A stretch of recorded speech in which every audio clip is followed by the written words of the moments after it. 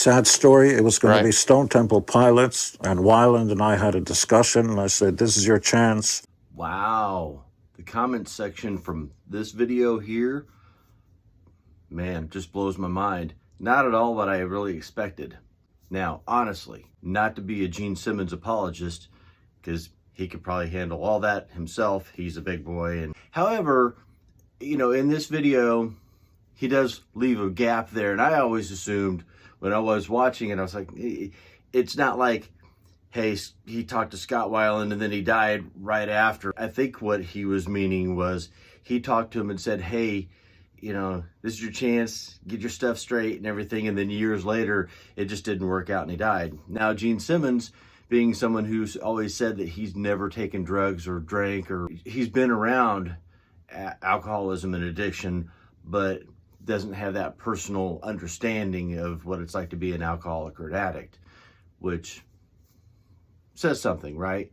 I assumed that what Gene was saying was that he talked to him, gave him encouragement, and it didn't work out for him. You know, obviously they succumbed to their addiction, to their vices, to the demons within, which is really sad. And the point of me posting the video and my comments, or, you know, my little blurbs on there, was that it was really sad for me to see and think about all these guys who were great talents that I deeply enjoyed through the 90s and still do, that they're gone. You know, their lives were cut short. We didn't get to enjoy more of their music, and it's just sad.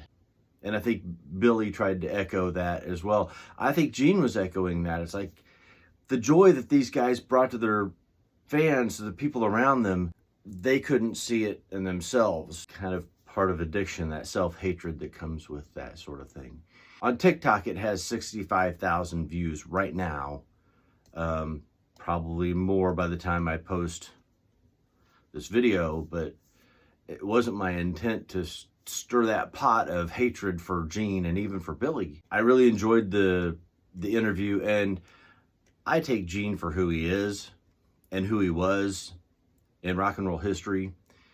And you got to understand, most of these bands that you're saying are greater than Kiss are huge Kiss fans. I mean, a lot of these guys are big Kiss fans growing up. They might not have become musicians to begin with or wanted to be rock stars without the influence of Kiss.